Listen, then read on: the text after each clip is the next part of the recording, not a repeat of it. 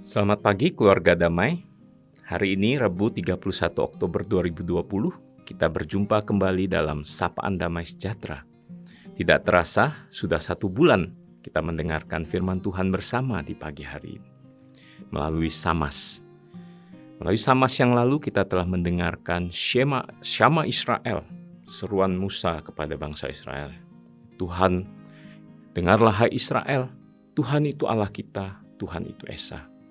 Hari ini kita akan mendengar sebuah renungan dengan judul Bersama Mengalami Allah, yang merupakan kelanjutan dari Samas yang lalu dengan mengambil nats dari ayat Ulangan 6 ayat 7 hingga yang ke-9. Saya akan bacakan ayat yang ke-7. Haruslah engkau mengajarkannya berulang-ulang kepada anak-anakmu dan membicarakannya apabila engkau duduk di rumahmu, apabila engkau sedang dalam perjalanan, apabila engkau berbaring, dan apabila engkau bangun. Di sini kita melihat bagaimana Musa menekankan kepada orang tua Israel untuk memperkatakan, mengajarkan berulang-ulang kepada anak-anak Israel pada saat itu. Kapanpun, waktu duduk di rumah, dalam perjalanan, waktu berbaring, ataupun bangun. Bagaimana dengan konteks kita saat ini, jemaat damai? Allah menginginkan kita untuk terus memperkatakan, mengajarkan Allah yang Esa, Allah yang kita sembah, yaitu Allah Tritunggal yang kita kenal di dalam diri Tuhan Yesus Kristus kepada anak-anak kita. Menantang anak-anak kita untuk percaya dan menerima Yesus sebagai Tuhan dan Juru Selamatnya. Dan membantu mereka untuk mengenal Allah ini semakin dalam, semakin mengasihi Tuhan.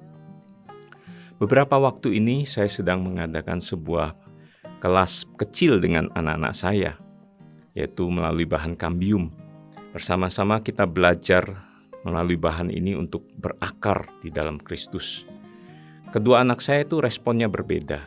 Yang pertama berkata, sebetulnya saya males Pak, karena saya sudah punya source sendiri untuk belajar firman Tuhan. Tetapi nggak apa, saya mau mendengar pengalaman Papa berjalan bersama Tuhan sampai waktu-waktu yang paling sulit, yang paling jatuh, yang paling terpuruk. Lain dengan anak yang kedua, dia tetap mengikuti, mendengarkan, lalu bertanya, lalu memberi respon, dan seterusnya. Respon yang berbeda, tetapi yang saya lakukan tetap sama. Memperkatakan firman Tuhan, mengajarkan bahan kambium tersebut untuk berakar di dalam firman, berakar di dalam Tuhan Yesus Kristus yang telah menyatakan dirinya kepada kita. Mereka menikmati waktu-waktu seperti ini. Saya secara pribadi pun menikmati waktu seperti ini. Lalu ayat yang ke-8-9 berkata demikian, haruslah juga engkau mengikatkannya sebagai tanda pada tanganmu dan haruslah itu menjadi lambang di dahimu. Dan haruslah engkau menuliskannya pada tiang pintu rumahmu dan pada pintu gerbangmu.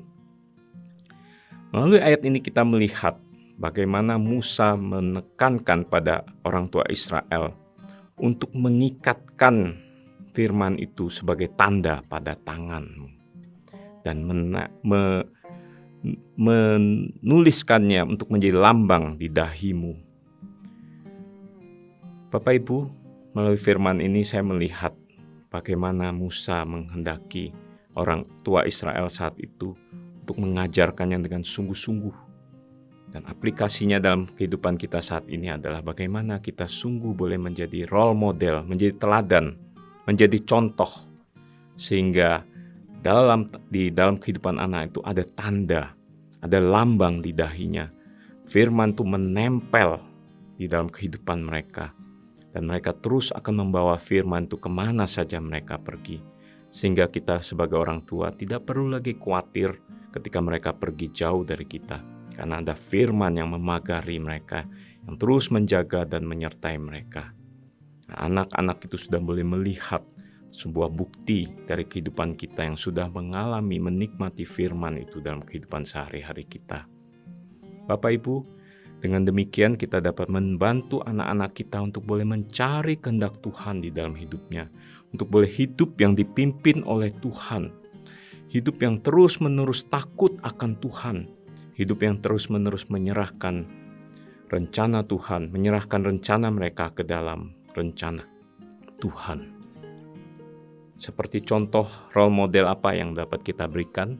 Saya memberikan sebuah pengalaman juga ya, yaitu membacaan Alkitab setahun. Saya sungguh senang ketika boleh melakukan bacaan Alkitab selama setahun bersama dengan Jemaat Damai.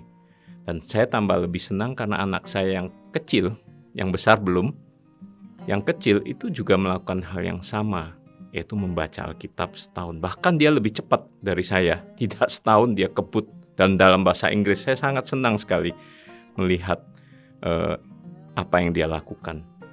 Contoh berikutnya, bagaimana saya juga mengajarkan menjadi role model tentang bagaimana kita sungguh-sungguh memenuhi panggilan Tuhan untuk mengambil sebuah komitmen di hadapan Tuhan untuk taat kepada kehendak Tuhan. Itu adalah contoh-contoh yang dapat kita berikan kepada anak kita. Dan dalam hal-hal yang sepele lainnya menjadi role model dalam hal kasih kepada pasangan kita. Kita sebenarnya memberikan contoh ketika suami mengasihi istri, istri mengasihi suami. Itu menjadi sebuah contoh yang baik bagi mereka untuk boleh melihat nantinya ketika mereka membangun keluarga. Saudaraku, dengan melakukan ini semua, itu artinya kita bersama dengan keluarga kita belajar untuk boleh mengalami Allah dalam hidup kita. Mengalami Allah artinya memuliakan Allah, itu yang pertama. Bagaimana kita meninggikan Allah dalam hidupan keluarga kita.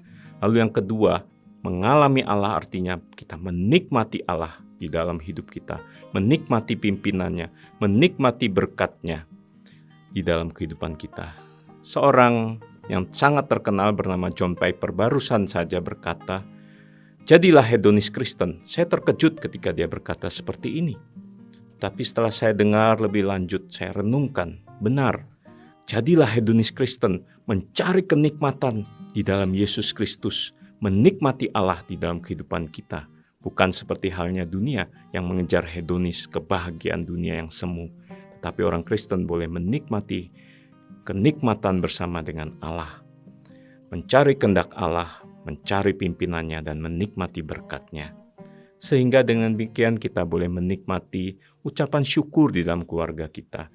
Boleh menikmati beban yang Tuhan taruh di dalam kehidupan keluarga untuk boleh menjadi berkat. Kita boleh menikmati home sweet home. Ada ikatan kasih di dalam keluarga, ada mesbah keluarga, ada kebersamaan, ada komunikasi, ada cinta, ada perhatian, ada teladan.